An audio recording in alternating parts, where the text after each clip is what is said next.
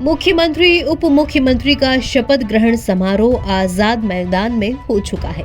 वैसे तो इस बात की पुष्टि कल ही हो गई थी कि देवेंद्र फडणवीस बतौर सीएम और अजित पवार बतौर डिप्टी सीएम शपथ लेंगे, लेकिन एकनाथ शिंदे को लेकर सस्पेंस बरकरार रहा। आखिरकार ये खत्म हो गया।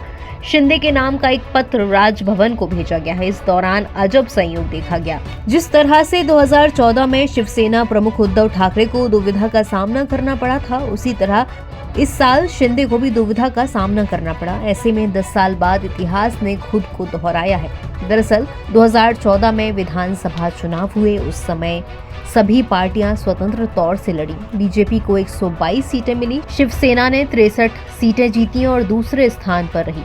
बीजेपी को बहुमत के लिए 23 विधायकों के समर्थन की जरूरत थी। इसके बिना सरकार नहीं बन सकती थी। इससे शिवसेना की सौदेबाजी की ताकत बढ़ गई थी। लेकिन 41 सीटें जीतने वाली शरद पवार की एनसीपी ने बीजेपी को बाहर से समर्थन दे दिया और शिवसेना को बड़ा झटका दे दिया। इसलिए बीजेपी सरकार आई और फडणवीस मुख्यमंत्री बने। शिवसेना को विपक्ष की बेंच पर बैठना पड़ा। एकनाथ शिंदे के पास विपक्ष के नेता का पद नहीं था। 2 महीने तक शिवसेना विपक्ष में बैठ गई। इस दौरान विधायकों ने सत्ता में आने के लिए उद्धव ठाकरे पर दबाव बढ़ा दिया। कहा जाता है कि एकनाथ शिंदे सबसे आगे थे। विधायकों ने ठाकरे से कहा कि अब जब शिवसेना 15 साल से विपक्ष में बैठी है तो सत्ता में आना नितांत जरूरी है। आखिरकार 5 दिसंबर 2014 को शिवसेना फडणवीस सरकार में शामिल हो गई। ठाकरे के इस फैसले को लेने में शिंदे की भूमिका अहम थी।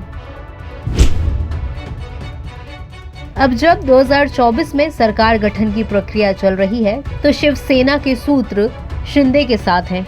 अब भी एनसीपी की वजह से शिवसेना की सौदेबाजी की ताकत कम हो गई। अजित पवार की पार्टी पहले ही मुख्यमंत्री पद के लिए देवेंद्र फडणवीस का समर्थन कर चुकी है। इससे मुख्यमंत्री पद पर बीजेपी का दावा और भी ज्यादा मजबूत हो गया था। बीजेपी और एनसीपी की संयुक्त ताकत बहुमत से आगे बढ़ती देख शिवसेना को बैकफुट पर आना पड़ा।